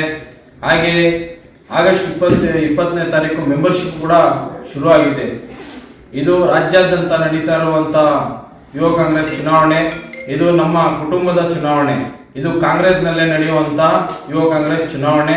ಇದರಲ್ಲಿ ಇದ್ರದ್ದು ಮೂಲ ಉದ್ದೇಶ ಏನಂದ್ರೆ ಯುವಕರು ಕಾಂಗ್ರೆಸ್ ಸೇರಬೇಕು, ಯುವಶಕ್ತಿ ಜಾಸ್ತಿ ಮಾಡಬೇಕು, ಯುವಕರೆಲ್ಲ ಜೊತೆಯಲ್ಲಿ ಇರಬೇಕು, ಒಂದು ಪಕ್ಷ ಸಂಘಟನೆ ಆಗ್ಬೇಕನ್ಬಿಟ್ಟು ಯುವ ಕಾಂಗ್ರೆಸ್ ಚುನಾವಣೆ ಮಾಡ್ತಾರೆ. ಇದು ನಮ್ಮ ನ್ಯಾಷನಲ್ ಪ್ರೆಸಿಡೆಂಟ್ ಆದ BV ಶ್ರೀನಿವಾಸ್ ಅವರ ನೇತೃತ್ವದಲ್ಲಿ ಹಾಗೂ ರಾಹುಲ್ ಗಾಂಧಿ ಅವರ ನೇತೃತ್ವದಲ್ಲಿ ಇದು ರಾಷ್ಟ್ರಾದ್ಯಂತ ನಡೆಯುತ್ತೆ. ಹಾಗೆ ಈ ಆಗಸ್ಟ್ 20ನೇ ತಾರೀಕಿಂದ ಕರ್ನಾಟಕದಲ್ಲಿ ರಾಜ್ಯಾದ್ಯಂತ ನಡೀತೈತೆ.